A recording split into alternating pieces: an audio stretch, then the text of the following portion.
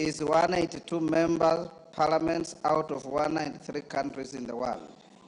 The Union also has 15 associate members, mostly parliaments drawn from groups of nations such as the Arab Parliament, the European Parliament, and other parliamentary organizations in Africa and the Americas.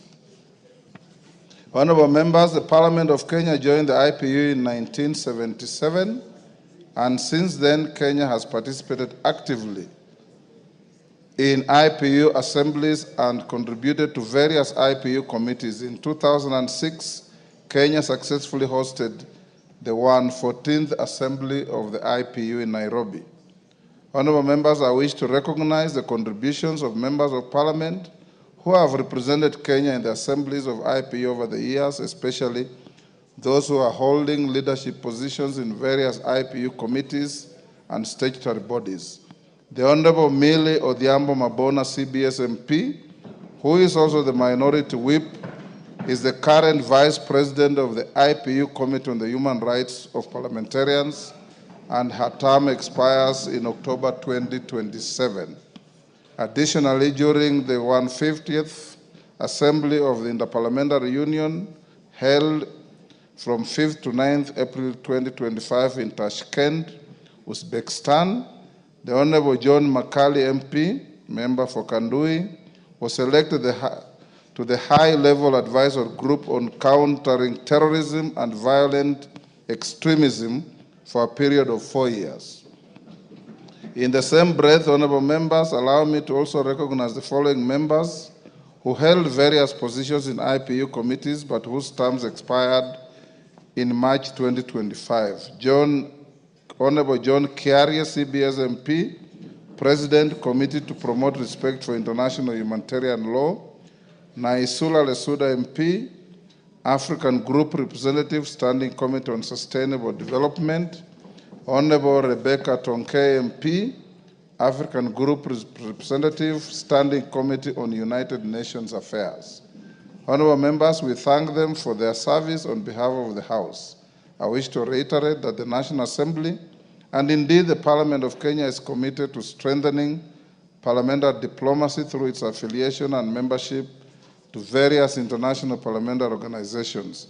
In this regard, members will be nominated from time to time to represent the National Assembly in this fora, and the honorable members so nominated are urged to fly the Kenyan flag high, fully participate in the meetings, and ensure that Kenya's position on international issues is well articulated. Thank you. Yes, Millie? I have a point of order. I've given to Millie first, Honorable Sunguli, then I'll come to you. Thank you, Mr. Speaker. Mr. Speaker, I want to thank you for that statement that you've given in relation to the IPU. Mr. Speaker, I just want to correct a little that I was actually, until early this year, the president of the Committee on the Human Rights of Parliamentarians. When I joined 2 years ago, I was immediately elected as the vice president of the committee, where I served for 1 year, and then I was elected as the president, where I served for 1 year. But because in that committee, because of the nature of the work of the committee, you are only allowed to serve 1 year. And so I did serve 1 year, and my term ended this year. And so we have a new president from Europe. Mr. Speaker, the IPU, which is actually a parliament or parliament, I have served in the Pan-African Parliament before. And Mr. Speaker, the Pan-African Parliament is a parliament that deals with issues surrounding in relation to Africa.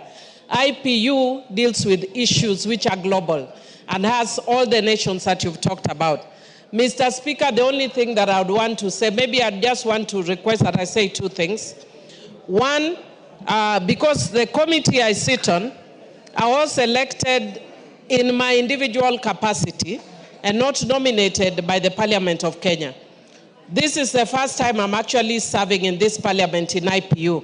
And one of the things that I've observed, Mr. Speaker, that the other countries have been able to rise to the top because of consistency.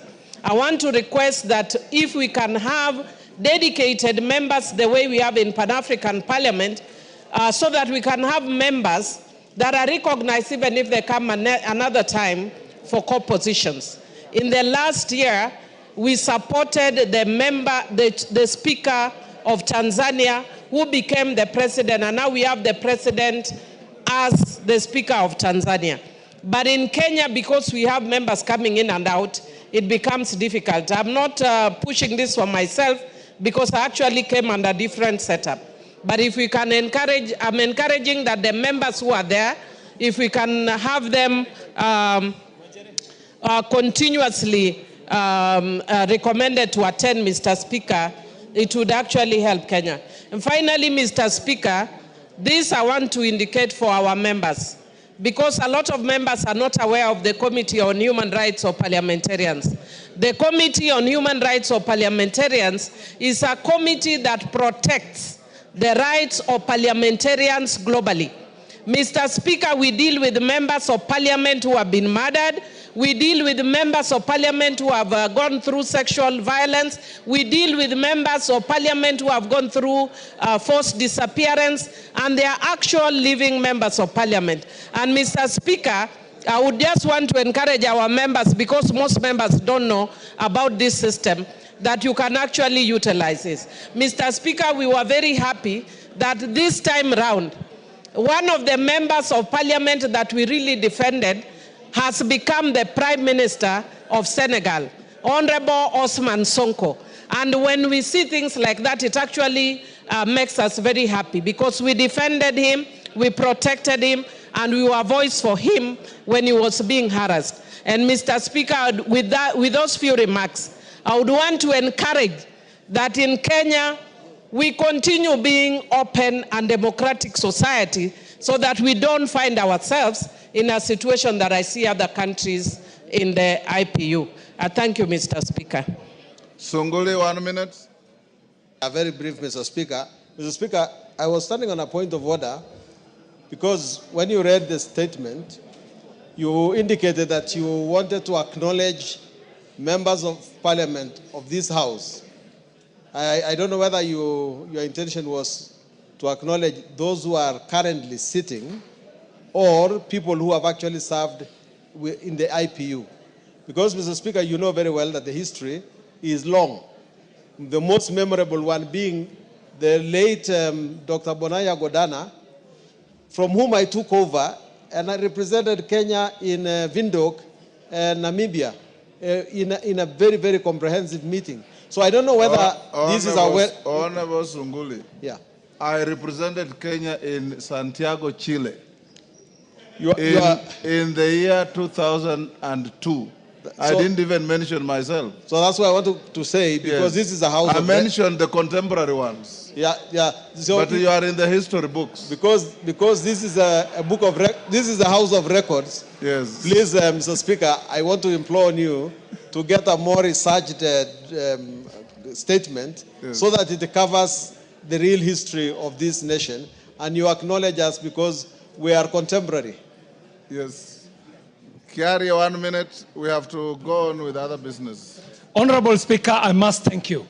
And I thank you because the team that you have sent to the IPU does not leave the country unprepared. Mr. Speaker, when we are out there, we do not speak our mind.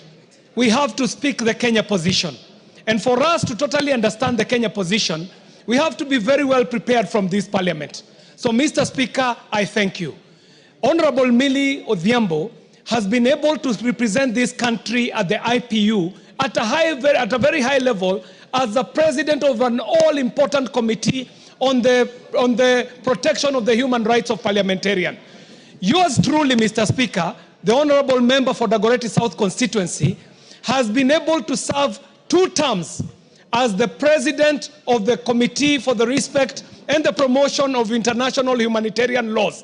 Mr. Speaker, in this delegation that has just come from Tashkent, Uzbekistan, we had 2 new members, the Honorable Lotte and the Honorable Makali, who very ably represented our country, Kenya.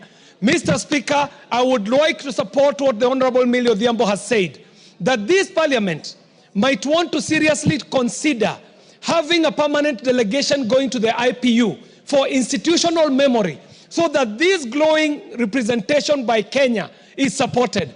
Finally, Mr. Speaker, Honorable Sunkuli has been to the IPU, so has the Honorable Speaker himself. I want to say that I have had a good opportunity to represent Kenya in not less than 6 IPU meetings in the Parliament of Parliaments, where resolutions and conventions are even escalated to the UN and become laws that superintend over the entire world, Mr. Speaker.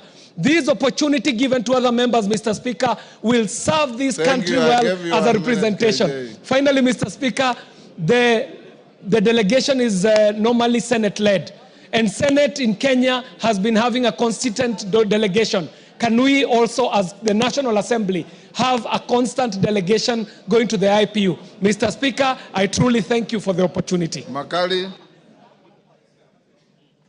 John Makali.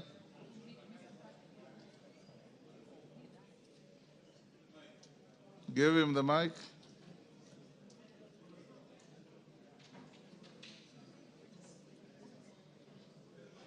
Are you malfunctioning?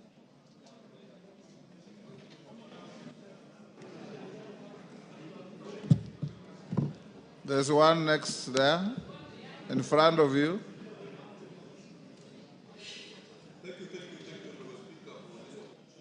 Is it working? Thank you, Honorable Speaker, for giving me this particular opportunity to also make my remarks as the newest member of the IPU. First, let me thank you, Honorable Speaker, for the opportunity to make me part and parcel of the delegation that went to Tashkent. I must admit, Honorable Speaker, that it was the first opportunity for me to attend the IPU, and I must thank the leadership of the House for giving a first-time member that particular opportunity to go and represent this nation. Mr. Speaker, it was not very easy to get that particular position. It took the leadership of Honorable Millie Odhiambo, it took the leadership and the linkages of Honorable Kiaria Waweru, and the negotiating skills of the Honorable Member from Kitutu Masaba, Honorable Cliff Gisaro, for us to be able to get that particular position. Kenya is still rated very, very highly internationally, Honorable Speaker, and several other issues were discussed, and we will, as indicated, keep the flag of Kenya flying very, very high. What I will urge, Honorable Speaker, is that we keeping opportunities to mostly first-time members of Parliament, because they can actually be able to deliver and also learn a few things that can be able to assist this House and the people of Kenya. Several issues came up, Honorable Speaker, on the issues of social development and justice. We needed to push the youth agenda. We need to push gender empowerment so that as we discuss the two-thirds gender rule, Honorable Speaker, we must be at the forefront as a nation. I want to say, Honorable Speaker, that as the representative of Kenya in the IPU, we will keep the Kenyan flag flying very high so that we keep our name high. Thank you, Honorable Speaker, and thank you for giving me that particular opportunity. Thank you so much. Thank you, Makali. Honorable members, we leave it there. Many members have served in IPU. Farah used to lead delegations. Sunguli was there. I was there. Many members have been there. But for the current team led by Millie Odhiambo, we say Kongole for giving our House good representation. Honorable members, allow me to acknowledge in the Speaker's Gallery, Greenvale School from Keses was in Gishu. And in the public gallery, we have Pwani University from Kilifi, North Kilifi, and Bomet University from Chepalungu in Bomet. On my behalf and on behalf of the House, we welcome the students and those accompanying them to the House of Parliament. Keses, I was not encouraging anybody, but I give you 1 minute.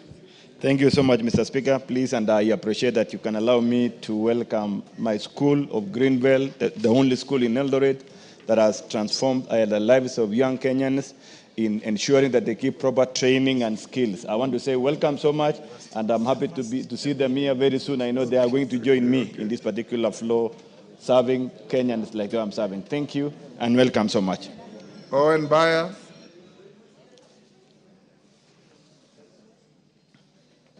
Thank you very much, Honorable Speaker. I want to take this opportunity to welcome Pwani University, the university in my constituency. and the first university in the Coast region.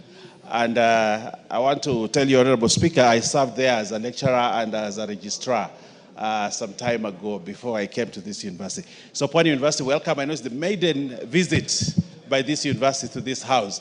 And I think we owe them a foot thumb for them to welcome upon University. Thank you. Thank you very much. Thank you, Owen. Next order. Next order.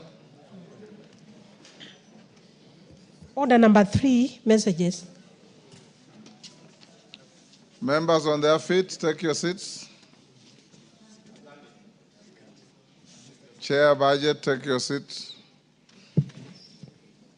Honorable members, I have a short communication.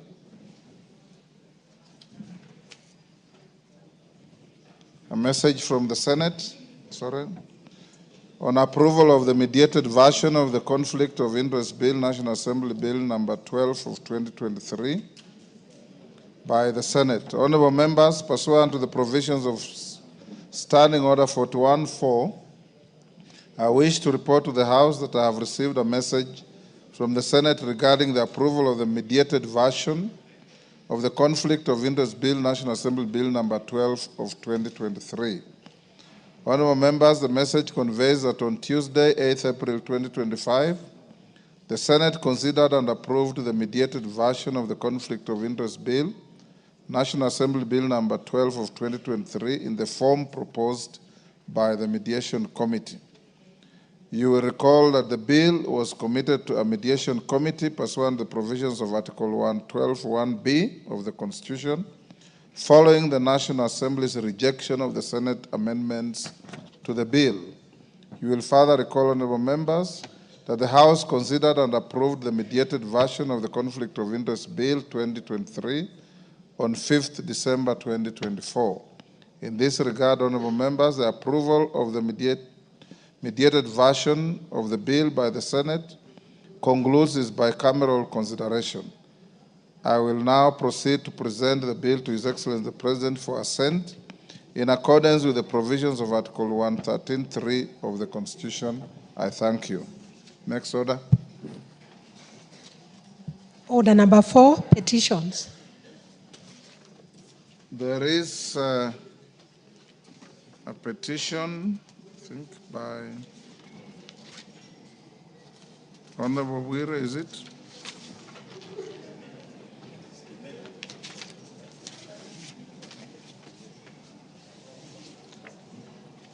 Is Honorable Peter Mbogo in the House?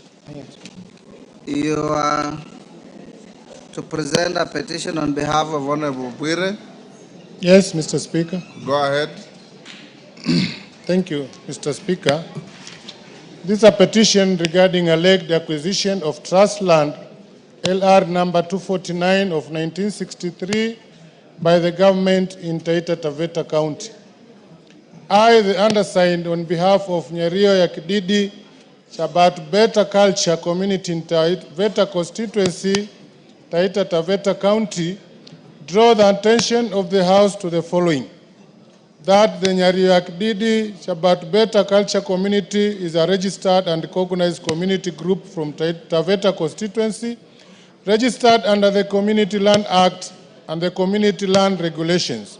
2, that the community is dedicated to preserving and advancing the welfare and culture of the Taveta people, including the protection of natives' land rights as guaranteed under Article 63 of the Constitution and the Community Land Act.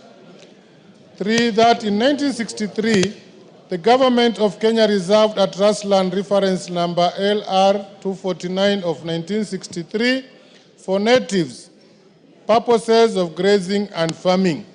4, that the community occupied the trust land until sometime in 1982, when there was a severe drought that claimed human life and livestock, and as a result, the community left the area and relocated to the lowlands near River Lumi. 5, that the community continued using the said trust land as a traditional shrine for prayers and circumcision until sometime in 2022, when they were arrested and harassed by rangers from Kenya Wildlife Service on allegations of trespass. 6, that after negotiation between local political leaders and KWS, the arrested members of the community were released, but on firm instructions that they should not trespass on the trust land on grounds that the area is part of Tsavo West National Park and is a protected area. 7, that by the letter dated 17 August 2023, the community sought information from the Director for Land Administration on legal status of the trust land, and on the 18th August 2023, they were expressly informed that the land is still trust land. 8, that the community forwarded the aforesaid information from the said directors to the KWS and requested to be allowed to continue using the trust land as their shrines and grazing area. 9, that the KWS declined and insisted that the trust land is part of Tsavo West National Park and that it is a protected area. 10, that in the recent past, the KWS has started fencing the trust land completely, condoning it from the community, and all efforts to have the matter resolved has not been fruitful. 11, that the matter presented in this petition is not pending before any tribunal, court of law, or any constitutional or legal body. Therefore, your humble petitioners pray that the National Assembly, through the Public Petitions Committee, inquire the legal status of the land LR number 249 of 1963 and recommend for the settlement of the squatters within Taveta constituency, and 2, make any other recommendation that it may deem fit in addressing the plight of the petitioners. And your petitioners will ever pray, presented by Hon. John Bwire Okano, MP, member for Taveta constituency. Thank you, Mr. Speaker. Thank you, Honorable Mbogo. We'll commit the... Yes, Mwashako? Asante sana Mheshimiwa Spika. Mimi nasimama Mheshimiwa Spika kusema kwamba swala hili ni swala nyeti, ni swala nzito.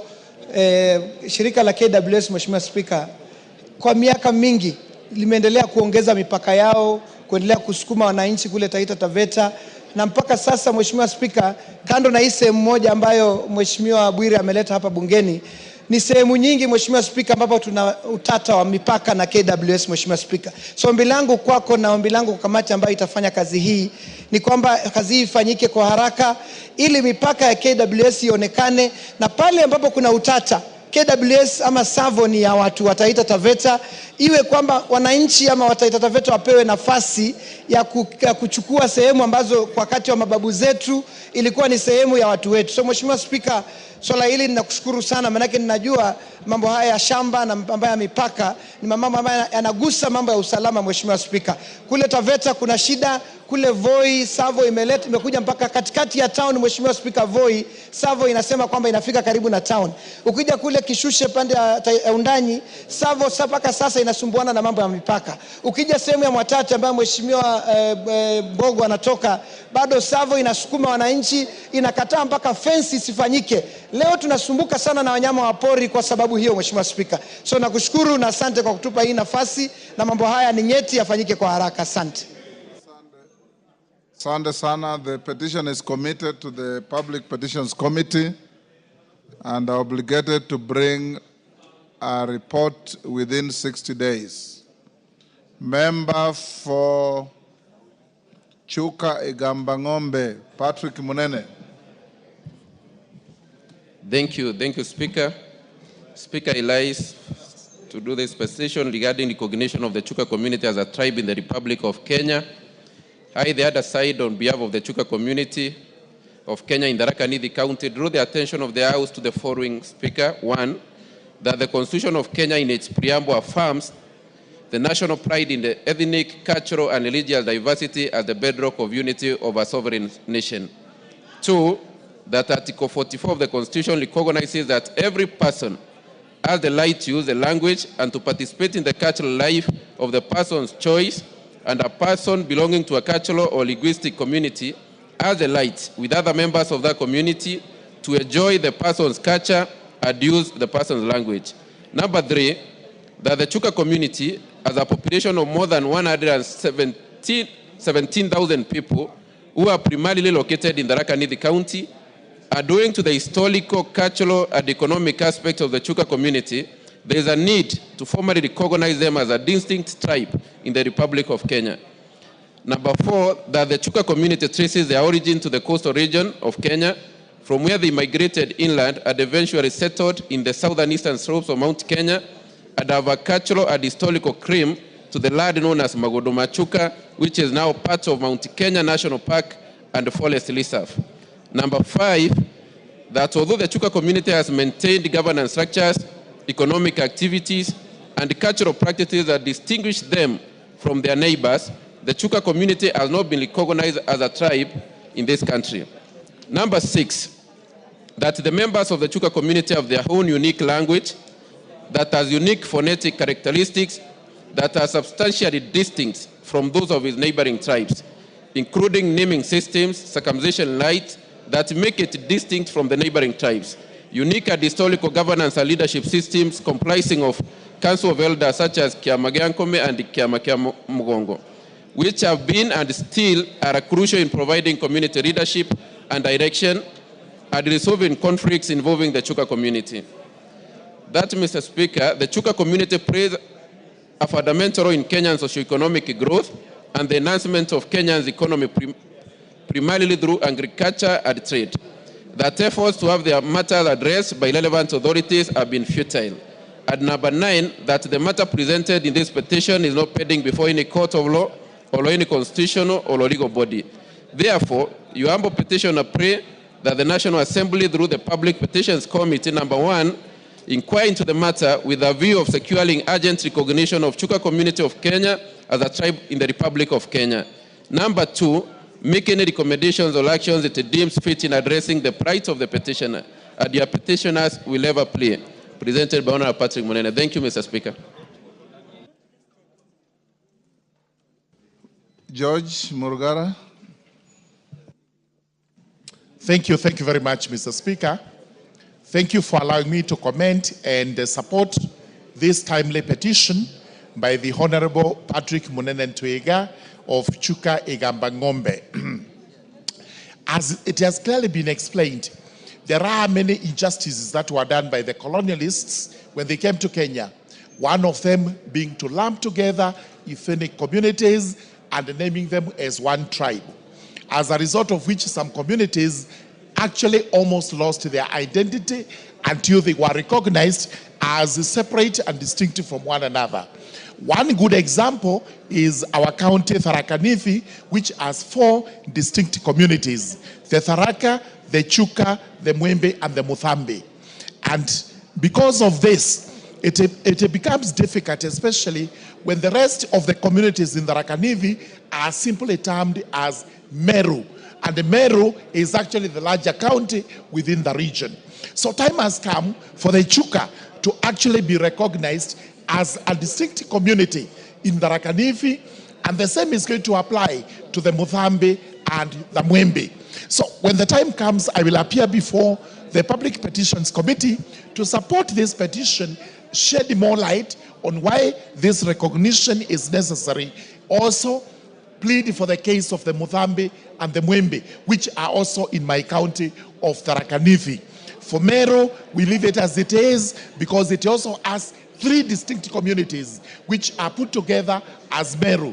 But that being another county, it will be a story for another day. So I do support this, and I'll be appearing before the Public Petitions Committee to render credence to this petition by Honorable Munene. Thank you very much. Thank you. I commit the petition to the Public Petitions Committee to respond within 60 days. Next order.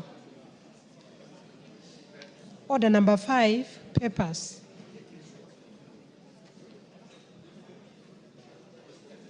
Majority Leader.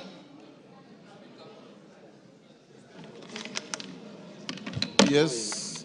Yes, Karemba, what is it? Karemba, what is it? Sorry, Speaker, it is Honorable Murugara who had misled me that... Why would Honorable Murugara mislead you? Honorable Murugara, are you in the business of I have misleading not, your colleagues? absolutely. How could I have been? I've said I've just commented on a petition. We haven't reached his statements. Then he says, I want to talk about a statement. I said, sorry. Then he says, I've misled him. I have not misled Honorable Karemba. Go on, Majority Leader.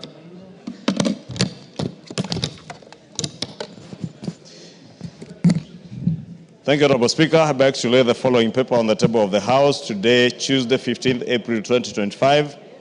The fifth report of the Committee on Appointments on the approval hearing of nominees for appointment as Cabinet Secretaries. Thank you, Honorable Speaker.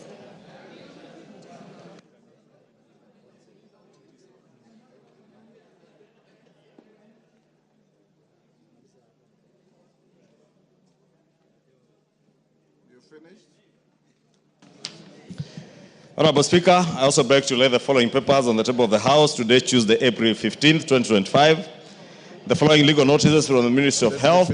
Legal notice number 76 of 2025 relating to the digital health information management procedures, regulations of 2025. Two, legal notice number 77 of 2025 relating to the digital health data exchange component, regulations 2025, and the following accompanying documents. A, the technical working group matrix on parliament resolutions. B, the explanatory memoranda. C, the regulatory impact statement. D, the consolidated written submissions matrices for the health information management procedures regulations 2025 and the data exchange component regulations of 2025. And E, the consolidated matrix on the general comments from the public participation exercise on these regulations. 2 is the reports of the Auditor General on the audited accounts for Chemelil Sugar Company for the financial year 2022-2023 from the Ministry of Agriculture and Livestock Development Office of the Cabinet Secretary.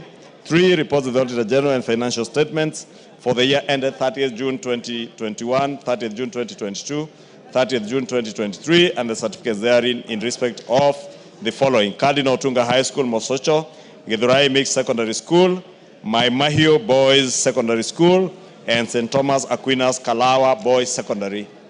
4 is the reports of the Auditor General and financial statements of the National Government Constituency Development Fund, NGCDF, for the financial year ended 30th June 2024, and the certificates therein in respect of the following constituencies: Aldai, Alego Usonga, Kabondo Kasipul, Keio South, Kilgoris, Mbooni, Muhoroni, Ndhiwa, North Imenti, Pokot South, Saboti, Suna East, and Turkana Central. Thank you, Honorable Speaker.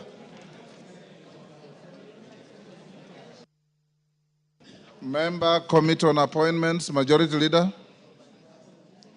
You already did that? You started with that. Chairperson, Departmental Committee on Transport and Infrastructure.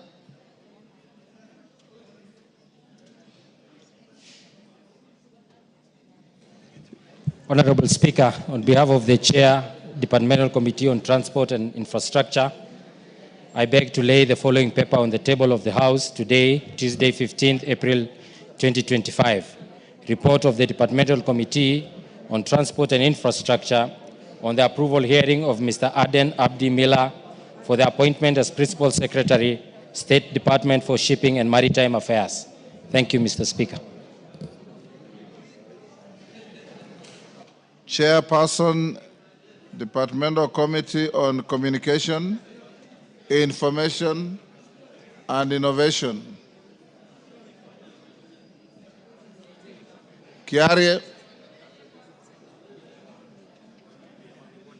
Chairperson, Departmental Committee on Defense, Intelligence, and Foreign. Honorable Speaker, I beg to lay the following papers on the table of the House today, Tuesday, 15th April 2025. Reports of the Departmental Committee on Defense, Intelligence, and Foreign Relations on the approval hearing of one Dr. Caroline Wanjuru Karugu, nominee for appointment as Principal Secretary, State Department for East African Community Affairs, and 4 nominees for appointment as Ambassador, Permanent Representative, and Consul General. I thank you. Thank you, Chairperson, Departmental Committee on Education. Honorable Meli. Thank you, Mr. Speaker. I shall be laying the paper shortly. Yes, Melly? Yes, the report is just, I'll be bringing shortly, Mr. Speaker, not ready. The Chairperson, Departmental Committee on Regional Development. Yes. Lokachapong. Go ahead, Honorable Lokachapong. Thank you, Honorable Speaker. Honorable Speaker, I beg to lay the following paper on the table of the House today, Tuesday, 15 April 2025. Report of the Departmental Committee on Regional Development on the approval hearing of Mr. Michael Loikianu Lenasalon for the appointment as Principal Secretary, State Department for Devolution. Thank you, Honorable Speaker. Yes. Thank you. Chairperson, Budget and Appropriations Committee. Thank you, Honorable Speaker. Honorable Speaker, I beg to lay the following paper on the table of the House today, Tuesday, 15th April 2025. A report of the Budget and Appropriations Committee on its consideration of the County Government's Additional Allocations Bill, Senate Bill number 1 of 2025.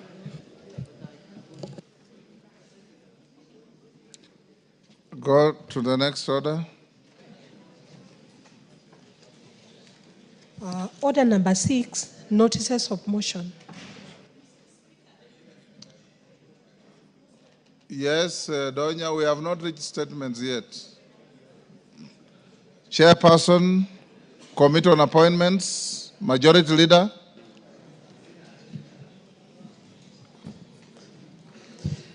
Thank you, Honorable Speaker. I beg to give notice of the following motion, that taking into consideration the findings of the Committee on Appointments in its 5th report on the vetting of the nominees for appointment as Cabinet Secretaries laid on the table of the House today, Tuesday, 15 April 2025, and pursuant to the provisions of Article 152, Sub-Article 2 of the Constitution and Sections 3 and 8 of the Public Appointments Parliamentary Approval Act, Cap 7F. This House approves the appointment of the following persons as Cabinet Secretaries. 1, the Honorable Geoffrey Kirenga Roko as a Cabinet Secretary, Ministry of Public Service, Human Capital Development, and Special Programs. And 2, Mrs. Hannah Wendot Cheptumo as a Cabinet Secretary, Ministry of Gender, Culture, the Arts, and Heritage. Thank you, Honorable Speaker. Chair, Departmental Committee on Transport and Infrastructure. Honorable Speaker, I beg to give notice of the following motion, that taking into consideration the findings of the Departmental Committee on Transport and Infrastructure in its report on the approval hearing of a nominee for the appointment of as Principal Secretary laid on the table of the House on Tuesday, 15th April 2025, and pursuant to the provisions of Article 15(3)(b) of the Constitution and Section 3 and 8 of the Public Appointments Parliamentary Approval Act, Cap 7F, this House approves the appointment of Mr. Aden Abdi Miller as Principal Secretary, State Department for Shipping and Maritime Affairs. Thank you, Mr. Speaker. Chairperson, Departmental Committee on Communication Information, that is stayed. Chairperson, Departmental Committee on Defense, Intelligence, and Foreign. Thank you, Honorable Speaker. I beg to give notice of the motion that taking into consideration the findings of the World Committee on Defense, Intelligence, and Foreign Relations in its report on the approval hearing of a nominee for appointment as Principal Secretary laid on the table of the House on Tuesday, 15th April 2025, and pursuant to the provision of Article 155(3)(b) of the Constitution and Section 3 and 8 of the Public Appointments Parliamentary Approval Act Cap 7F, this House approves the appointment of Dr. Caroline Wanjuru Karugu as Principal Secretary, State Department of East African Community Affairs. Thank you, Honorable Speaker.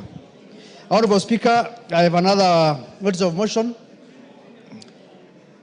that taking into consideration the findings of the World Committee on Defense, Intelligence, and Foreign Relations in its report on the approval hearing of 4 nominees for appointment as Ambassador, Permanent Representative, and Consul General. Order. If you are giving a notice of motion, give a notice of motion. You don't just start reading a document. I beg to give notice of the following motion. Thank you, Honorable Speaker. I thought I did from the first one. You said there are 2 different motions. Okay. I am guided. Honorable Speaker, I beg to give notice of motion that taking into consideration the findings of the Royal Committee on Defense, Intelligence and Foreign Relations in its report on the approval hearing of 4 nominees for appointment as Ambassador, Permanent Representative and Consul General laid on the table of the House on Tuesday, 15th April 2025, and pursuant to the provisions of Article 1322E of the Constitution, Section 22 of the Foreign Service Act Cap 185E, and Section 3 and 8 of the Public Appointments Parliamentary Approval Act Cap 7F. This House approves the appointment of the following persons as Permanent Representative, Ambassadors, and Consul General. 1. Engineer Peter Kibilaga Tum as Ambassador Kinshasa, Democratic Republic of Congo. 2. Mrs. Susan Nahominja Wafula, EGH, Permanent Representative to the Permanent Mission of Kenya to the UN Habitat Nairobi. Mr. James Buyakane Mohati, CBS, as Consul General to Guangzhou, People's Republic of China. And lastly, Mr. Abdi Dubat Fido as Consul General to Arusha, Tanzania. Thank you, Honorable Speaker. Thank you, Major Bashir. Chairperson, Departmental Committee on Education. First, go back to order number 5 and lay the document on the table. Thank you, Honorable Speaker. Honorable Speaker, I beg to lay the following paper on the table of the House today, Tuesday, 15th April 2025. Report of the Departmental Committee on Education on the approval hearing of Professor Abdulrazak Shaukat for appointment as Principal Secretary, State Department for Science, Research and Innovation. I beg to lay. Thank you. Under order number 6, you can now give your notice of motion. Thank you, Honorable Speaker. Honorable Speaker, I beg to give notice of the following motion, that taking into consideration the findings of the Departmental Committee on Education in its report on the approval hearing of a nominee for appointment as Principal Secretary laid on the table of the House on Tuesday, 15th April 2025, and pursuant to the provisions of Article 155(3)(b) of the Constitution and Section 3 and 8 of the Public Appointments Parliamentary Approval Act, Cap 7F, this House approves the appointment of Professor Abdul Razak Shaukat as Principal Secretary, State Department for Science, Research and Innovation. I therefore move, Honorable Speaker. Yes. Thank you. Chairperson, Departmental Committee on Regional Development. Lokajapong. Thank you, Honorable Speaker. Honorable Speaker, I beg to give notice of the following motion, that taking into consideration the findings of the Departmental Committee on Regional Development in its report on the approval hearing of a nominee for appointment as Principal Secretary laid on the table of the House on Tuesday, 15 April 2025, and pursuant to the provisions of Article 155(3)(b) of the Constitution and Section 3 and 8 of the Public Appointments Parliamentary Approval Act, Cap 7F. This House approves the appointment of Mr. Michael Loikianu Lenasalon as Principal Secretary, State Department for Devolution. Thank you, Honorable Speaker. Thank you. Honorable members, before we come back to order number 7, questions and statements, let's dispose of orders number 8, 9, and 10. We put questions while we enjoy this phenomenal quorum in the House.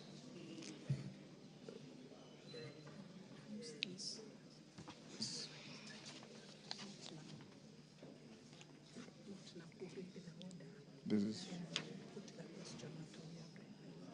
number 8.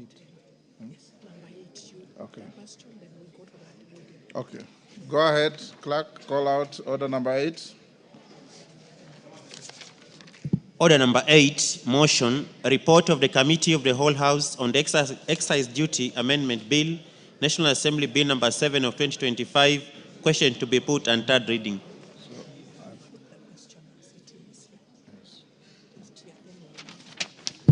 Order members on their feet, take your seats. Thank you. Honorable members, will now put the question at order number 8, which is that this House do agree with the report of the Committee of the Whole House on its consideration of the excise duty amendment bill, National Assembly Bill number 7 of 2025. As members of that opinion say aye. Will those of the contrary opinion say nay? The ayes have it. Mover.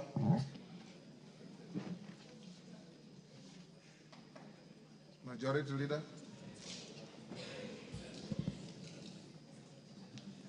Thank you, Honorable Speaker. I beg to move that the Excise Duty Amendment Bill, National Assembly Bill number 7 of 2025, be now read a third time, as I request the Honorable Betty Maina Eric to second. Thank you, Mr. Speaker. I beg to second and also to agree that I have adopted that name, Betty Eric. This bill will make the cost of electricity to go lower, and thus the people of Murang'a County, for example, Gatanga constituency, will be able to access power. I second, Mr. Speaker.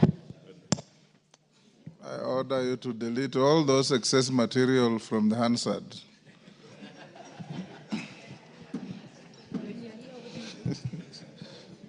You freeze. Honorable members, I now propose the question, which is the Excise Duty Amendment Bill, National Assembly Bill number 7 of 2025 be now read a third time. I put the question. Honorable members, I confirm we have quorum, and I now put the question, which is that the Excise Duty Amendment Bill, National Assembly Bill number 7 of 2025 be now read a third time. As members of that opinion say aye. Aye. Will those of the contrary opinion say nay? The ayes have it. A bill for an act of parliament to amend the Excise Duty Act and for connected purposes. Order number 9, motion, report of the Committee of the Whole House on the consideration of the Senate amendments to the Cancer Prevention and Control Amendment number 2 Bill, National Assembly Bill number 45 of 2022. Question to be put. Members on their feet, Commissioner Faith, take your seat.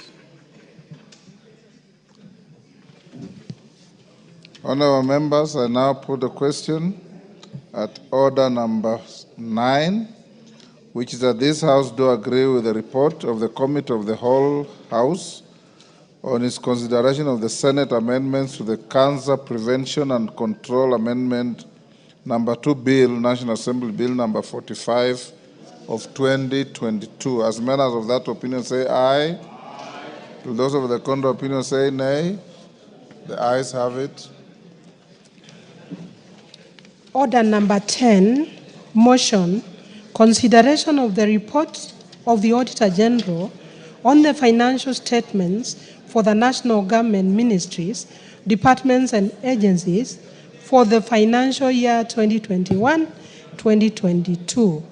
Question to be put. Thank you. Members on their feet, take your seats.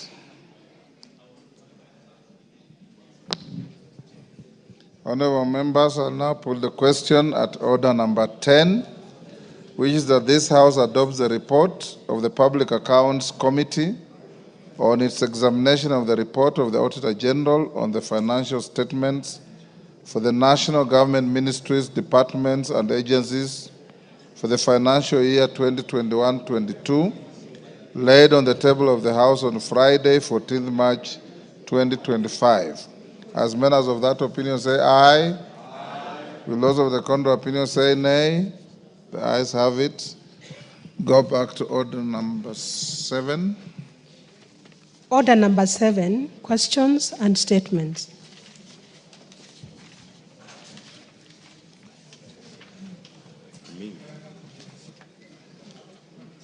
Caleb Amisi. Caleb Amisi, member for Saboti. Yes, Speaker Mia. Thank you, Mr. Speaker. Mr. Speaker, I request for a statement regarding the remuneration of police reservists in Trans Nzoia County.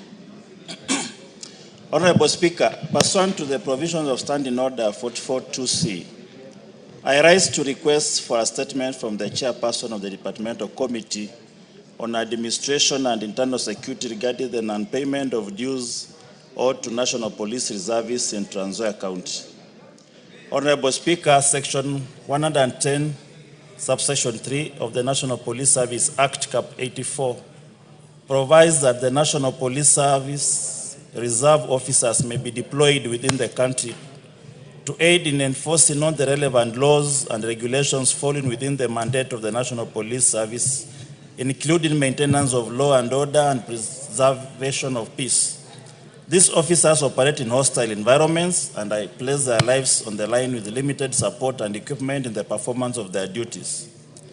In line with this provision, 410 National Police Reservists, commonly referred to as NPRS, were deployed in Trans Nzoia County in January 2019 to protect the community from insecurity, banditry, and to maintain law and order.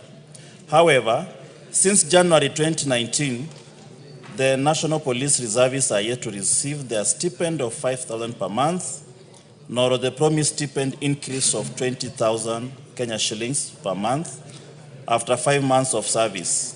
Unfortunately, in February 2024, the National Police Reservists were discharged from service without notice or information regarding settlement of their outstanding dues.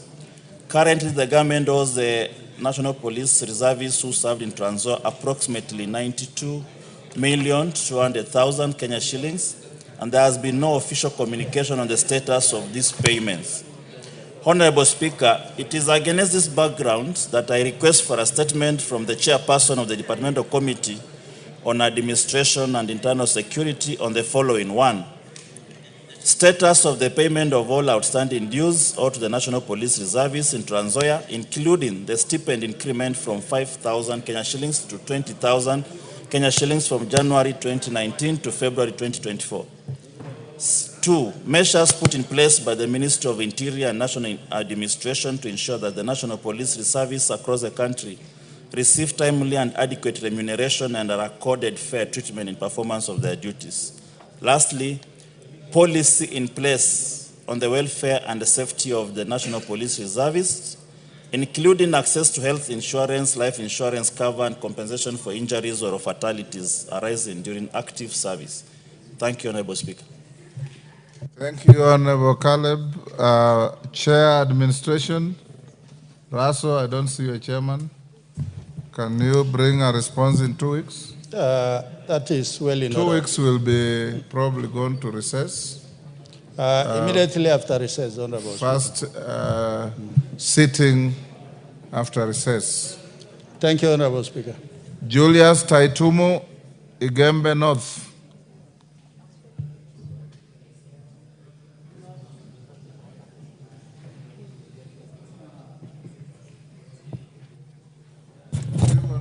The mic. Okay, thank you, Mr. Speaker. I rise to request for a statement regarding the promotion of teachers by the Teacher Service Commission. Honorable Speaker, pursuant to the provisions of Standing Order 44.2c, I wish to request for a statement from the chairperson of the Departmental Committee on Education regarding the promotion of teachers by the Teacher Service Commission. Honorable Speaker, the Teacher Service Commission advertised various promotion vacancies in the financial year 2024-2025. Subsequently, the Commission conducted interviews in January and February 2025, leading to the promotion of 25,252 teachers. Where the teachers released, where the TSC released a report on the outcome, this report only includes the advertisement reference number and the TSC numbers of those promoted. It clearly omits the names of teachers, their stations, designations, and most importantly, the criteria used to determine the promotions. The absence of regional, county, or community level data on the promotion makes it difficult to determine whether the exercise met the constitutional threshold of equity, fairness, and inclusivity. Further, there are concerns that a number of teachers recently employed were promoted over more experienced colleagues, raising questions about their adherence to merit and the longevity of the service. Article 232 of the Constitution sets out the values and the principles of public service, including transparency and the promotion to the public of timely, accurate information, fair competition, and merit as the basis of appointment and promotions and representation of Kenya's diverse communities. The current report by TSC does not provide sufficient information to assess compliance with these cardinal constitutional provisions. Honorable Speaker, it is against this background that I request for a statement from the chairperson of the Departmental Committee on Education on the following. A, report by the Teacher Service Commission detailing 1, the number of teachers per county, the names of the TSC, the names and TSC numbers of the teachers promoted in each county. 3, the positions or cadres to which the teachers were promoted, and the school where each teacher is stationed. B, an explanation of criteria used in promotion, including the basis for distribution across schools, per constituency, and per county, and any affirmative action, considerations, and C, measures put in place by the Teacher Service Commission to ensure that future recruitment and promotion exercises uphold the values and the principles of public service as enshrined in the Constitution. Thank you, Honorable Speaker. Thank you, Chair. Education. How much time do you need to? Yes, we'll want to expedite this because it's a very important statement. I think in 2 weeks we should be able to have really finished. 2 weeks we'll be on recess. This statement is very. Yes. I can have it in 1 week, but I wanted to get enough information, Honorable Speaker. Just allow us 2 weeks because it is. We want to desegregate it. So bring on the first day. Yes. Of the sitting after the recess. After the recess. Thank you. Joseph Lekuton. Thank you. Member for Lysamis. Thank you, Mr. Speaker. Sir, Honorable Speaker, pursuant to the provisions of Standing Order 44.2 subsection C, I rise to request for a statement from the chairperson of the Departmental Committee on Energy regarding the proposed KenGen power plant project in Layangalani, Mount Kulal Ward in Lysamis constituency. Honorable Speaker, the Kenya Electricity Generating Company, KenGen, plans to develop Kenya's second largest wind power plant in Layangalani, Mount Kulal Ward, Lysamis constituency, with an initial capacity of 200 megawatts as part of the country's drive to achieve a fully green national grid by 2030. KenGen has been undertaking the public consultation or public participation with the local communities over the multi-billion-dollar plant, whose construction is expected to commence in 2026. However, the residents of Layangalani, Mount Kulal Ward and Lysamis at large, Mr. Speaker, who will be impacted by these significant energy initiatives are concerned by the lack of transparency and accountability exhibited by KenGen in addressing their concerns. Mr. Speaker, as their servant, Mr. Speaker, Honorable Speaker, the community is concerned about potential diversion of infrastructure improvements, particularly in the construction of road leading to the wind power project site in Layangalani, Mount Kulal Ward, and the surrounding areas in Lysamis constituency. The residents have rightful, legitimate expectation to be the primary beneficiaries of the infrastructural development stemming from the KenGen wind power project located within their community, hence demanding that the road must traverse Lysamis constituency. Access to improved road will not only facilitate the project but also serve to open up the entire constituency for broader development opportunities. This situation calls for assurances that the community's rights will be safeguarded. Honorable Speaker, it's against this backdrop that I request for a statement from the chairperson of Departmental Committee on Energy on the following. 1. A comprehensive report detailing the report implementation metrics from inception, including key milestones, accomplishments over the years, its alignment with the national energy policies, and the total number of wind turbines that the KenGen plans to establish in the project area, specifying the exact number of or percentage that will be erected within Loyangalani Mount Kulal ward. 2, the total acreage of land within the Loyangalani Mount Kulal ward community that KenGen intends to utilize for the installation of its turbines, including any designated buffer zones, and evidence of the concessions with the community regarding the land to be ceded to KenGen. 3, the action taken by KenGen to address the concerns raised during public participation by the Loyangalani Mount Kulal community and Laisamis at large as precedent in the implementation of the project, including the formal agreement between KenGen and the affected communities. 4, assurance that the planned infrastructure development stemming from KenGen wind and power energy, particularly the construction of the road leading to the project site in Loyangalani Mount Kulal will traverse Laisamis constituency. And second last, Mr. Speaker, the funding framework for the project, including any international partners or funding agencies collaborating with KenGen on the implementation of the project, the details, nature of these partnerships, and the extent of financial commitment from these entities. Last, Mr. Speaker, modalities on how KenGen intends to implement the project prior to the full acquisition of the community land owned by the Loyangalani Mount Kulal community, given the potential implications since the Marsabit County is currently engaged in community land registration. I thank you, Honorable Speaker.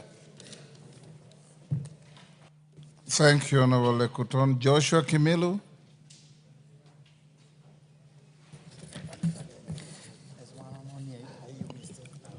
Honorable Speaker, pursuant to the provision of Standing Order 44.2c, I wish to request for a statement from the chairperson of Departmental Committee on Social Protection regarding vacancy in the Office of Uwezo Fund in Kite constituency. Honorable Speaker, the Office of Constituency Uwezo Fund Manager in Kaiti constituency fall vacant in 2019 following the demise of the then fund manager. Since then, the Uwezo Fund Oversight Board is yet to fill the vacancy, and this has led to backlog in issuance of funds to the residents. In only delay in filling the vacancy and facilitating the office has negatively affected the economy in the area. Honorable Speaker, it is against this background that I request for a statement from the chairperson.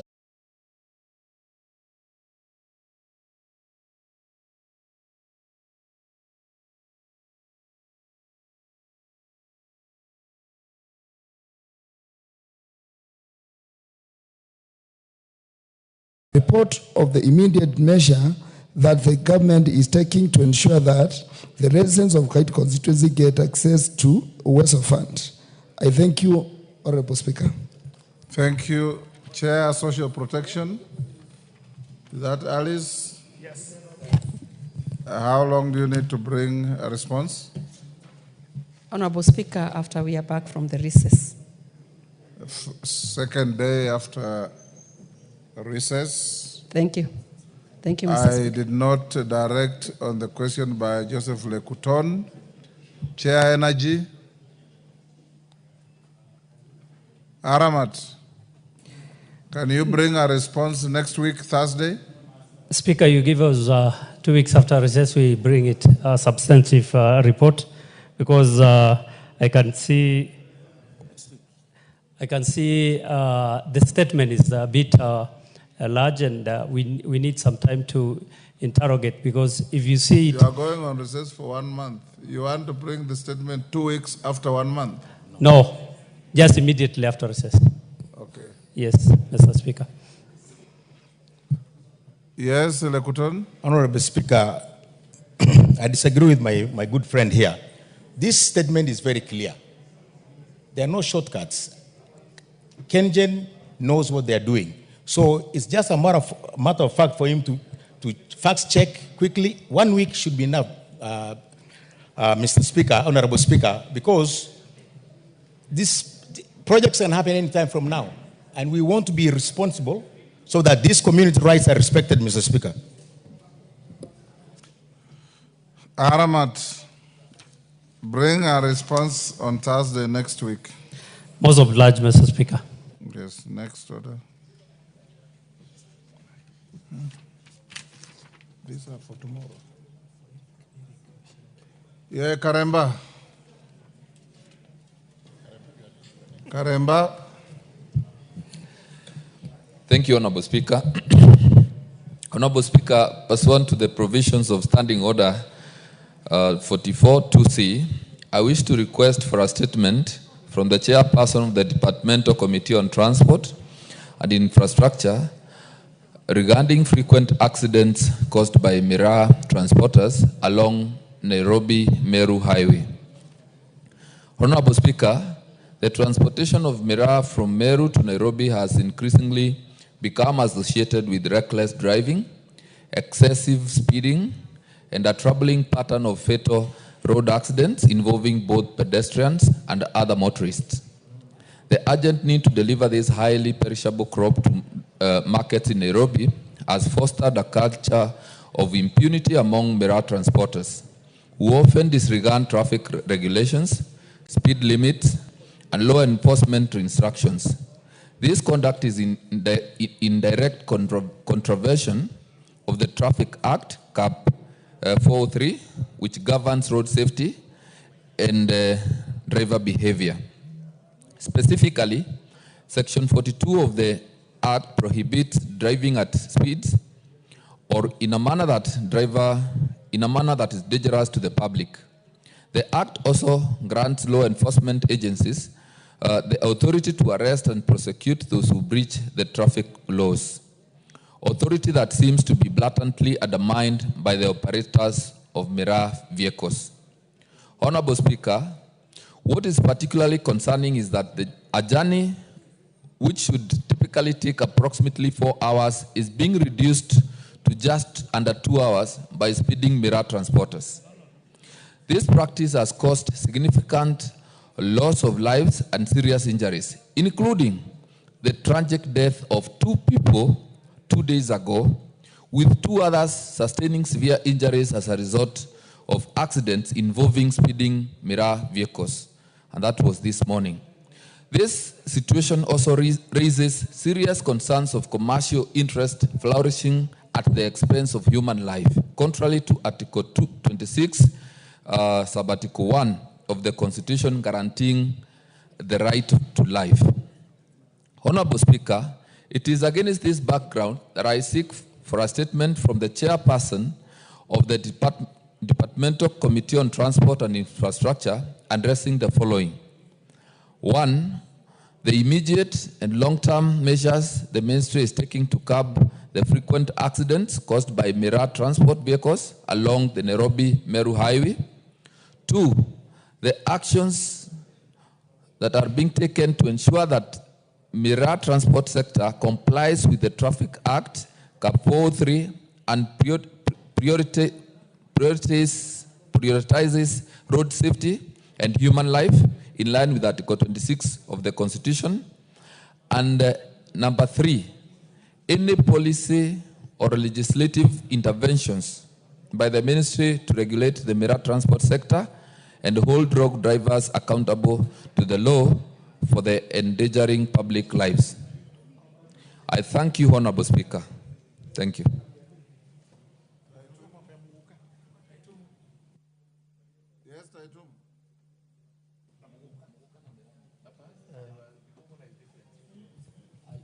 Thank you, Mr. Speaker. I'm perturbed by the statement that has been sought by the MP for Runyenjes. I believe Miran drivers apply the routes within the provisions of the NTSA. So it's not in order to segregate Miran drivers as if they don't follow the routes and the orders and the stipulated by the NTSA regulations. I think he is referring to Mogoka and not Miran. These are two distinct things. So he should differentiate the Mogokan drivers and the Miran drivers.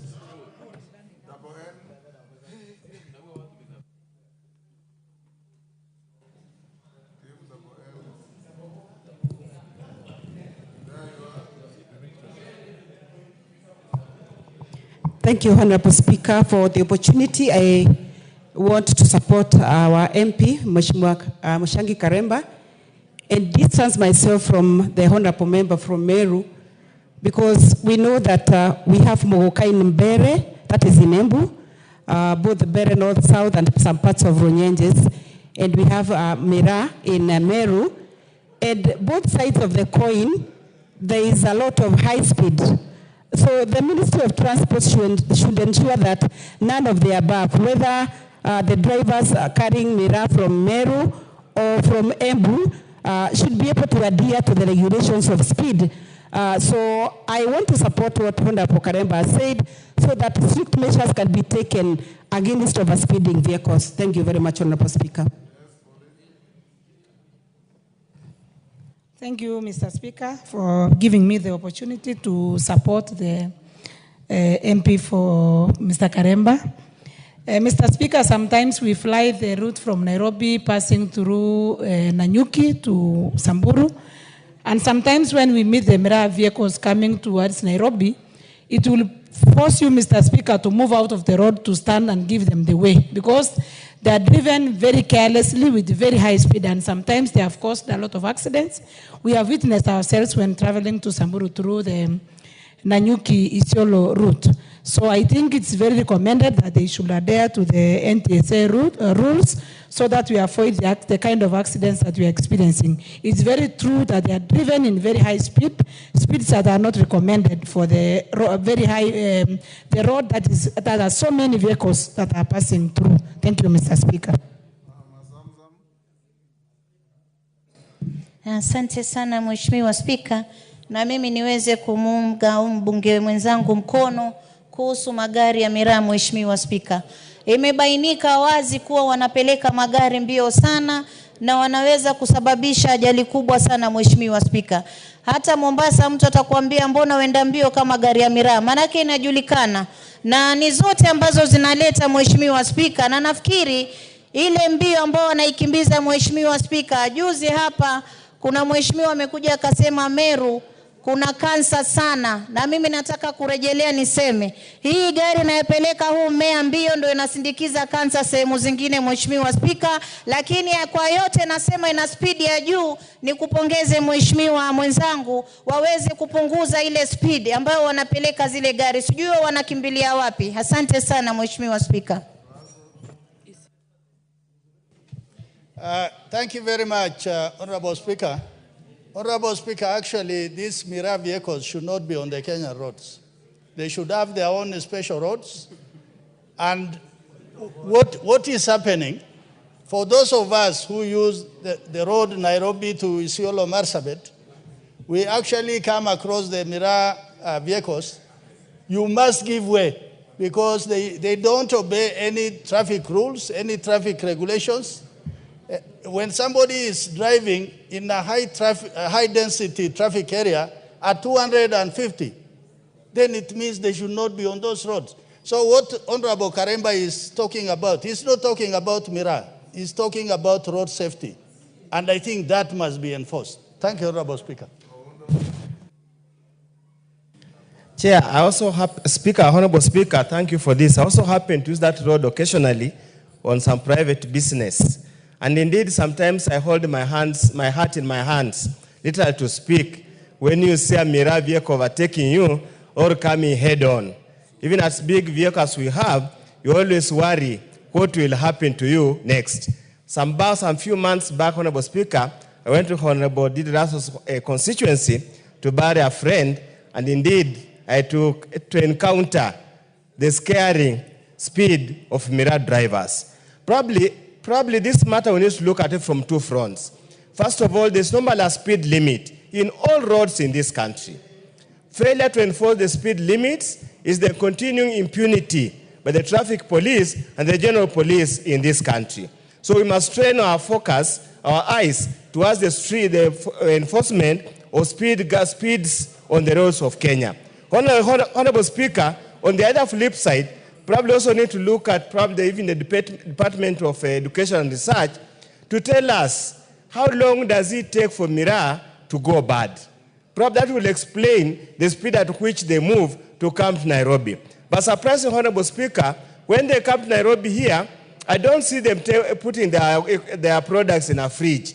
I normally see them being sold in public, so it means that they can't go to waste all that much faster. So we want to urge the department, especially for transport, to ask the police to enforce road safety rules on the roads so that we save Kenyans death and injuries that maim them forever. Thank you, Honorable Speaker.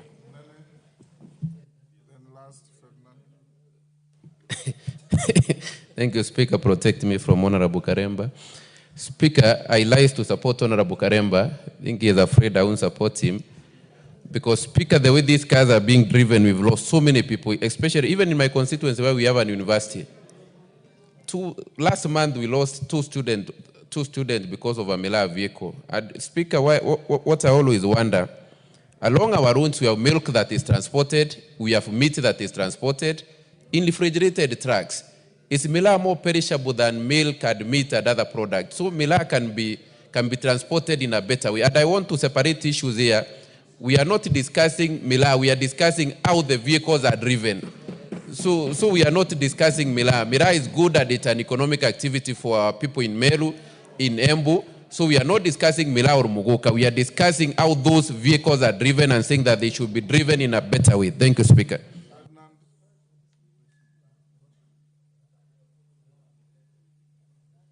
Mr. Speaker, this is just a pointer. I think I'm just rising on a very serious concern on the highway. I think we should do something. This is just one of the pointers, but we should do something about driving on these roads. My concern, Honorable Speaker, is from here to Western Kenya. We're having even more serious cases where trucks and even the matatus are driven so badly that you can't. You can imagine I used to take like 2 hours from Eldoret to this place. Today, you take more than 5 hours on the road because there's no traffic control on the road.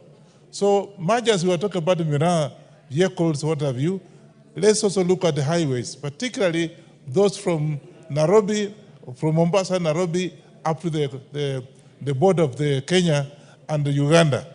We have a serious problem. People are dying on the road. I even lost my MCS recently, and just because of this careless driving, and let's do something about it. I think this is just an pointer, but seriously, you take a drive from here to Western Kenya, there's a lot of problems on the road. So we should actually look at it just as a pointer that let's look at it seriously to be able to control the deaths on our roads. Thank you. Thank you. I had wanted Ferdinand to be the last. Alice, you'll be the last. Thank you, Honorable Speaker. I just need to add my voice into it. We need even to have statistics of how many people who have been killed by those vehicles, Mr. Speaker, because it is a serious business. Even there's a saying back at home that they say that the vehicle was very fast, kama zile za miraa. So that is a saying at the highway, because those vehicles, they really go very fast. They disregard all rules. All road rules and procedures at the road, and they have killed so many people, not only in Embu, all the way from Meru to Nairobi. If we get that statistic, you see they have killed so many people along the way. And like what Honorable Taitum has said, we are not discussing Mira. We are discussing how those vehicles are driven. We need to look into it, and NTSA, you need to come out very strongly to tell us how many people have been killed by the Mira vehicles. I support. Thank you. I wanted to close Melly.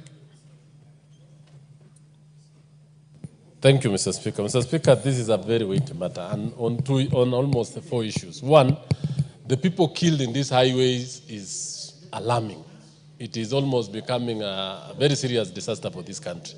The roads, the vehicles lost, all the way from Boda Boda, Mira, the Matatus, the huge lorries, there is total disregard for traffic rules. And I think, Honorable Speaker, this House needs to rise up to bring order in our roads. Every Boda rider in this country do not have an helmet. It is not for his own good. It's not for other people. It is for him. And if he is going to get an accident, he's going to cause an injury to the family. He's going to cause a cost to the government in terms of medication. He's going to cause a lot of issues. So, Honorable Speaker, the issue raised by Honorable Karemba needs to be taken seriously by this House and be discussed in a very broad way, not only on the Mira issue, but as a road accident and adherence to traffic rules in this country is a very serious problem. Honorable Speaker, I support. Thank you. KJ, what is it? I want to close there. Mr. Speaker, this is going to the committee. And as it goes to the committee, they should be tasking people who are responsible on a number of issues. There will be a need for the review of the highway code in Kenya to see if the highway code that we have been working with is still sufficient for today. But more importantly, Mr. Speaker, there's a communication element to this. When we were growing up, there used to be a lot of sensitization on how to use the road. And it would start in the nursery school. You would be taught how to cross the road as a nursery school child. Today, as we speak, maybe NTSA does not commit any budget to public communication on road use. That is why you will find, as you drive along the superhighway, there is a sign saying that there should be no track on the highway speeding track. But under that sign, you will see a lorry speeding under the sign that is showing no tracks on this lane. In the same breath, you will see an individual who is riding a motorcycle, and the pillion passenger is wearing a helmet, but the rider himself is not wearing a helmet. But they will end up calling you for harambe after they're involved in an accident for a mistake that was of their own. Mr. Speaker, I think there is a very serious communication, sensitization, campaign component to the issue that Honorable Karemba has brought so that we prevent the accidents even before they happen. I thank you very much, Mr. Speaker. And as the committee does the report, they need to see whether there is a way we can commit budgets to communicating and sensitizing the public on road safety. Cases? Thank you so much, Mr. Speaker. Finally, I can have a moment to just put across, not to repeat what my colleagues have said, but rather to recon from the Mishuki rules. Mishuki turned around the Matatu sector. And I believe, Mr. Speaker, up to now, nothing stops the Cabinet Secretary for Transport to come up with the policies that is going to sanitize our transport. There is craziness everywhere in Boda. Even, Mr. Speaker, looking at the riders, our governors are using even in the local cities where we come from. They cause a lot of trouble and havoc because of the reckless way of driving. Mr. Speaker, I stand to suggest that either we come up with regulations and rules to even guide the Mira transportation in terms of time and how they are carried. Lastly, is to encourage the agencies on the road sector. If you look at what Kura is doing, we know Kura are mandated to do roads within the municipalities and the cities. But if you look at the carriage way they provide is so thin, and it's in those areas that we have a huge traffic of border and many motor vehicles. Mr. Speaker, I dare suggest that the Committee of Transport need to dig deeper than this and ensure that Kura re-standardizes their particular road works so that they standardize the carriage and provide a possibility and opportunity for the volumes that have grown over time. Thank you, Mr. Speaker, and I say it is possible to change Kenya like the way Rwanda has changed. Nothing stops Kenya to change. We need the right people, right thinking of the minister, and Kenya will be in order. Thank you so much. Thank you, Chair. If I were you, Ruku, I would not debate anything here.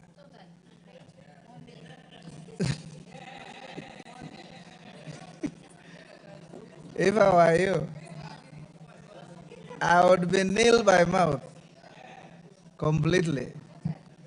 Where is the chair, roads and transport? Majority leader? Can you cause your chairman to bring a statement in response to this? Can he manage next week? I will speak to him. I know he had exams this week, but by next week he should be able to come. You're the vice chair? No, the Honorable Didmas is the vice chair of that committee. Yes. So I'll cause that, but it's indeed true. Are you from that committee? Yes, make sure you bring a statement Thursday next week. Well guided, Mr. Speaker. And Taitum should be advised that Karemba is not asking or debating about the value or otherwise, the quality or otherwise of Mira. He is complaining about the manner in which the commodity is transported. And from where I sit, I take judicial notice of the reckless manner in which those vehicles are driven. I have narrowly escaped a head-on collision with them, not once, not twice. So, Honorable Taitum also, as we promote the product, to which we have no issues, safety is as important as the marketing of the product. Yes,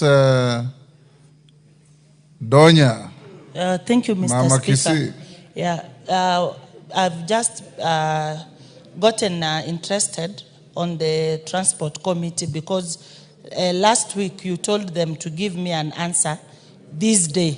So, Mr. Speaker, I prepared today. I combed my hair just to be excited because I was going to be given an answer. How am I going home, Mr. Speaker? Yeah, you no don't answer. need to comb your hair to receive an answer. No, I just want, because, Mr. Speaker, if you see the state of our roads, they are very bad. And you see, I'm even imagining pregnant women being driven on those roads. We are talking of Mira, yes, but you are carrying twins, and the roads are pathetic, Mr. Speaker.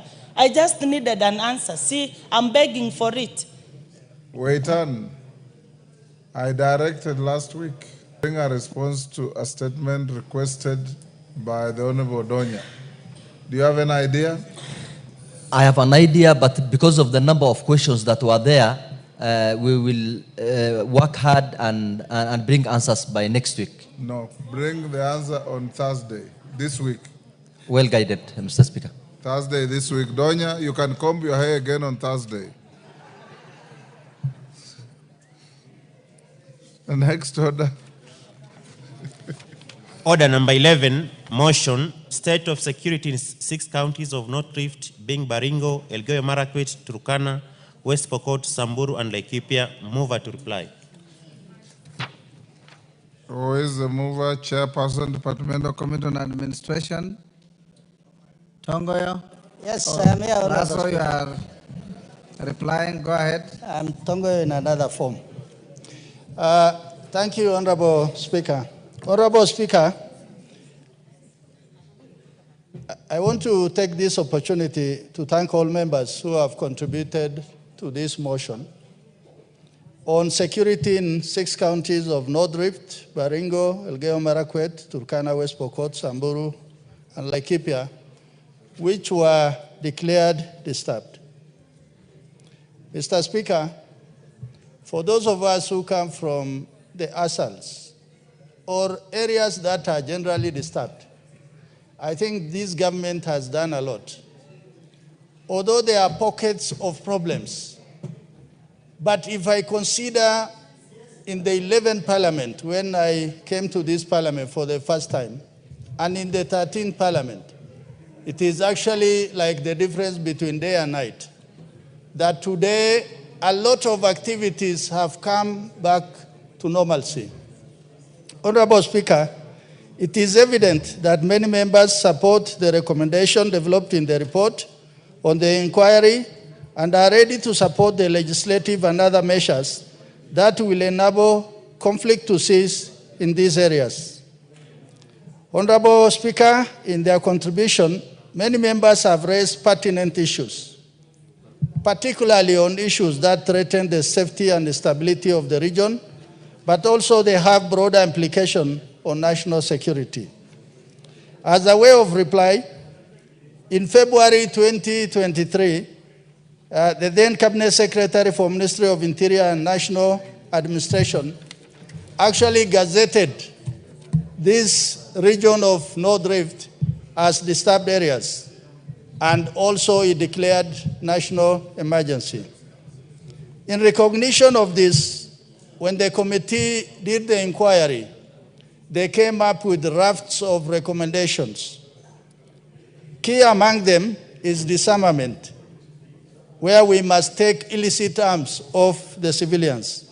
Initiation of a systematic intelligence trade operation so that we can dismantle criminal networks operation in the region.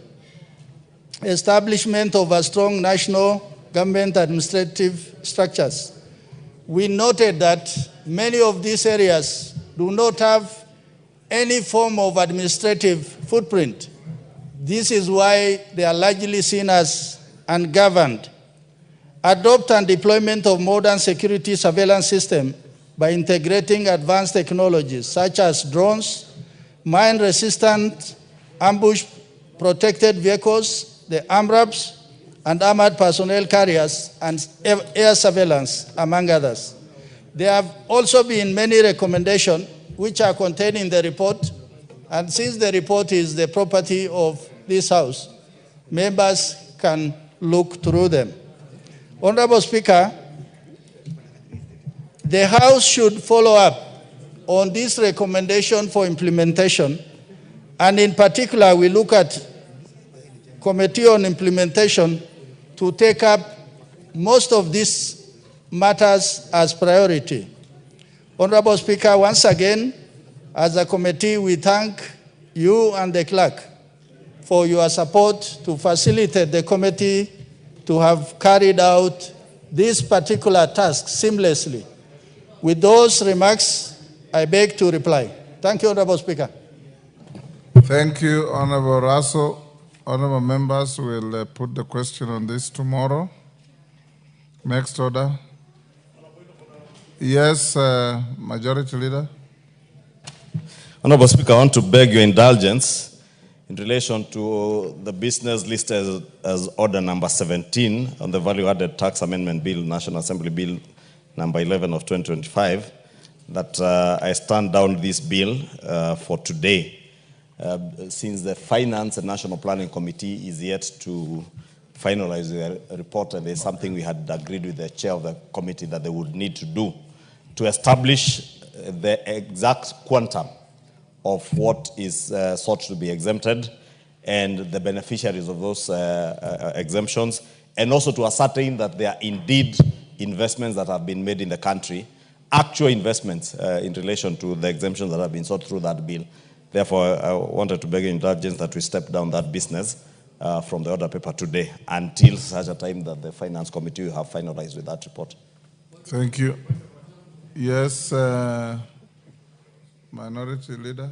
Mr. Speaker, I want to agree with the Majority Leader. Mr. Speaker, if you look at that bill, Mr. Speaker, that bill, I don't want to call it dangerous, but it's a very important bill. It is trying to backdate those exemptions to 2024, Mr. Speaker. It is trying to backdate those exemptions to 2024, Mr. Speaker. This House had passed a bill earlier giving them exemptions, but now they want it backdated to 2024, Mr. Speaker. Why? Thank you, Mr. Speaker. Thank you. Yes, Atandi.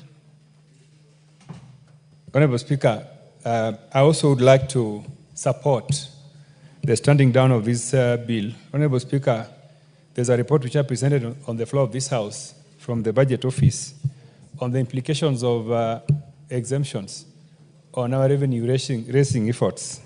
Honorable Speaker, the report says that we lose about 300 billion annually from our ordinary revenues because of exemptions. Therefore, Honorable Speaker, it would really be really bad on this House if we continue to do the same, in knowing very well, Honorable Speaker, that we are unable to raise revenues. We are even projecting to raise about 2.8 trillion this coming financial year, and we'll never do it with this exemption. Honorable Speaker, I want to beseech the House that in future and going forward, we should never allow exemptions that cannot be explained. And therefore, I want to support Honorable Juneta and Honorable, the leader of majority that these exemptions must be thoroughly scrutinized before they can be allowed to be discussed on the floor. We'll step Thank down you. the bill. Kimani, we are not debating the bill. It is, I've given to the Chair of Finance first. I'll come to you, Karoli. Honorable Speaker, first of all, I'd like to thank the leader of majority, the sponsor of this bill, for actually agreeing to step down this bill, Honorable Speaker. It is not in the habit of the Committee of Finance and National Planning to try to slow any motion or any bill that comes before the floor of this House. We always endeavor that we complete the tasks that have been assigned to our committee in a record time. However, Honorable Speaker, whereas this bill came to us as a correction of a vellum error that may have happened during the printing of the tax amendment bill act that we passed in December, Speaker, on further asking for clarification from National Treasury on the financial implication of this, Honorable Speaker, today we got a report that actually this would lead to exemptions of around 15 billion shillings, Honorable Speaker. And although we've seen the impact of a change of policies and how that has happened in terms of spurring and promoting local manufacturing and promoting economic growth, Honorable Speaker, it's very important that we balance that particular aspect so that we make sure that those particular exemptions are actually used to spur local manufacturing and economic growth, and that there is no any possibility of abuse, Honorable Speaker. So we asked for more time and so that we scrutinize this particular entities, Honorable Speaker. It's important we visit even these entities where they are and what they do, and actually whether they have an actual impact in our economy. However, Honorable Speaker, tax policies that enhance local manufacturing have actually been proven to have an impact, a positive impact in both creating local employment, promoting local manufacturing, and inspiring economic growth, Honorable Speaker. But it's however very important that we scrutinize them so they are not subject to abuse. And I thank you, Honorable Speaker. Who do you want to inform? He's already left the floor. Karoli? Thank you very much, Honorable Speaker. Kimani, you only inform a member who is on the floor, and he has already left the floor. You don't inform the House General, you inform the member on the floor. Thank you very much, Honorable Speaker. I just wish to draw the attention of the House to Article 210 of the Constitution of Kenya. And if I may read it for the ease of members, no tax or licensing fee may be imposed, waived, or varied except as provided by legislation. If legislation permits the waiver of any tax or licensing fee, a public record of each waiver shall be maintained together with the reasons for the waiver. And each waiver and the taxation for it shall be reported by the Auditor General. And then, basically, when you read this bill, there's no reference to the constitutional provisions. That is one of the biggest problems I noticed with it. So I would advise the next draft of this bill, or wherever it is tabled, it should refer to that Article 210. Karoli? Yes. What is before the House is very simple. We step it down. What you are saying, you'll have an opportunity when we reach that order, either today, tomorrow, or any other day. Then you can read the Constitution to the House and tell the sponsor of the bill what ought to be done or not to be done. What is before us, do we step it down? In fact, we don't need even to debate it. It's just a matter of the Speaker's discretion. In view of the inconsistency with the Constitution, we should not only step it down, but maybe withdraw it and bring a new one. That will come when the bill is being debated. I now direct that order number 17 be stepped down to another date that will be agreed upon in the House Business Committee. Next order. Yes, Murugara. Thank you very much, Mr. Speaker. Mr. Speaker, order number 19, the Treaty Making and Ratification Amendment number 2 Bill, National Assembly Bill number 9 of 2024, which is stated to be under the Chairperson, Departmental Committee on Justice and Legal Affairs. I think this should be Departmental Committee on Defense and Foreign Relations, because I remember very well, I was asked to present my views and I did a memorandum on it, and I presented it to Defense and Foreign Affairs. So we may actually have to recheck that this is not under Justice and Legal Affairs. Clerk, can you correct that? if we reach it and Departmental Committee on Defense and Foreign are not here, we'll step it down to another date. Let's go to the next order. My honorable members, orders number 12, 13, and 14 should be run through fairly quickly unless members have serious contentions, so that we go to the committee of the whole. Call out. Order number 12, special motion, consideration of nominees for appointment as principal secretaries, State Department for Public Investments and Asset Management, and State Department for Economic Planning. Chairperson, Departmental Committee on Finance and National Planning, Kimani, this is your motion. Order number 12. Don't let Wangari confuse you. Thank you, Honorable Speaker. You know, the Honorable Mother Wangari is one of the leaders that I really look up to. She's having a third term, one as a senator and 2 terms as an elected member of Gilgil constituency. And so she's high ranking than me in terms of hierarchy of this house. And I seek her wisdom as many times as I can, Honorable Speaker. Honorable Speaker, I wish to move that taking into consideration the findings of the Departmental Committee on Finance and National Planning in its report on the vetting of nominees for appointment as Principal Secretaries, State Department for Public Investment and Asset Management, and the State Department for Economic Planning laid on the table of the House on Thursday, the 10th of April 2025, and pursuant to the provisions of Article 155(3)(b) of the Constitution and Section 3 and 8 of the Public Appointments Parliament Approval Act, Cap 7F, that this House approves the appointment of the following persons as Principal Secretaries. 1, Mr. Cyril Wagunda Odede, as a Principal Secretary, State Department for Public Investment and Asset Management. Honorable Speaker, it's important to note that this is a new State Department created under the Ministry of National Treasury. And 2, Mr. Boniface Makoha, as a PS for State Department for Economic Planning. These state departments are crucial pillars, Honorable Speaker, of Kenya's economic governance and national planning. Their roles are central in enhancing public asset management, optimizing investments, enhancing the country's economic planning, and coordinating the country's economic blueprint, especially through